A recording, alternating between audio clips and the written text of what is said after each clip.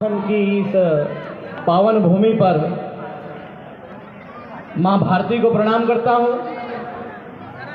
साथ में ही मोठी माता समिति के जितने भी सदस्य हैं, राजेंद्र भाई के जितने भी साथी हैं, उन सबको साधुवाद देता हूं।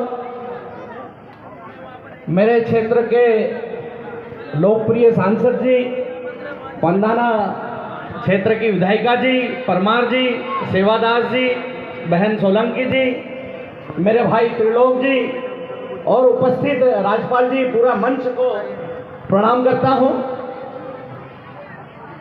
आज जो हम लोग यहां पर बैठे हैं, एक शाम राष्ट्र के नाम, तो हमको ध्यान में आएगा कि एक शाम राष्ट्र के नाम, तो राष्ट्र मतलब कौन सा राष्ट्र, वो कौन से देश के नाम हम एक शाम करना चाहते हैं। तो देश है हमारा भारत।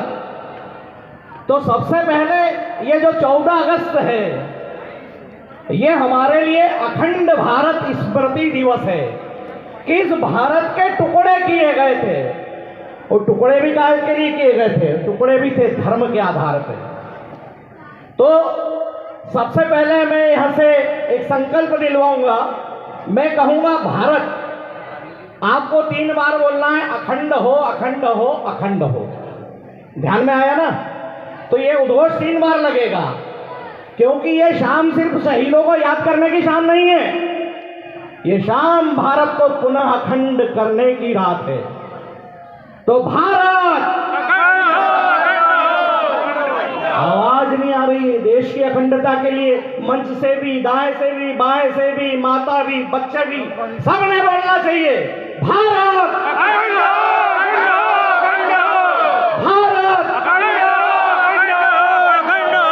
भारत।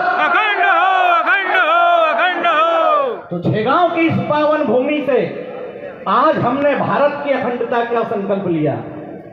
साथ ही हमने देखा कि 2 वर्ष पूर्व हमारे यशस्वी प्रधानमंत्री जी ने यहां 12, 13, 14 इस 3 दिवस में भारत विभाजन विभीषिका स्मृति दिवस, इसकी घोषणा की थी।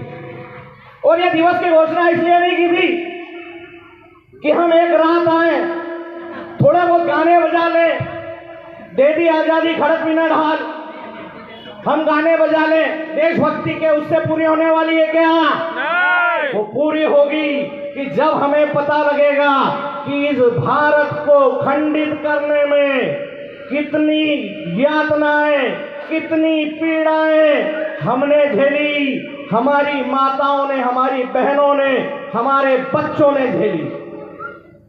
अभी दैनिक भास्कर में परसों उसकी न्यूज आती है, उसमें आया कि उसमें था कि ऐसे कई गांव थे, जब उन गांव पर जिहादी हमले हुए, हम लोग का ज्ञान हुआ, हमारे देशभक्तों को, राष्ट्रभक्तों को, उनको लगा कि हम इनसे लड़ने में सक्षम नहीं हैं। जिहादियों की मानसिकता 8वीं सदी से मोहम्मद बिन कासिम से, एक हाथ में इस्लाम, एक हाथ में कुरान, एक हाथ में तलवार, विश्व का इस्लामीकरण करने जब से निकली, तो एक ही टारगेट था, योद्धाओं को समाप्त करना और माता बहनों के शील को भंग करना, उनको लूट लेना। तो कई गांव में, ये मैं कहानी नहीं सुना रहा हूं, मेरे सोशल अकाउंट में डला हुआ है कि कई हमारे पंजाबी वीर ऐसे हुए जिन्होंने देखा कि उनके परिवार में 20 सदस्य हैं, सामने जिहादी गली में घुस रहा है, मोहल्ले में घुस रहा है, क्या किया जाए? परमपिता परमेश्वर को याद करके, भारत माता की जय बोल के, अपनी बेटी की, अपनी बहन की, अपनी मां की, अपने परिवार की महिलाओं की गर्दनें हमने काटी है।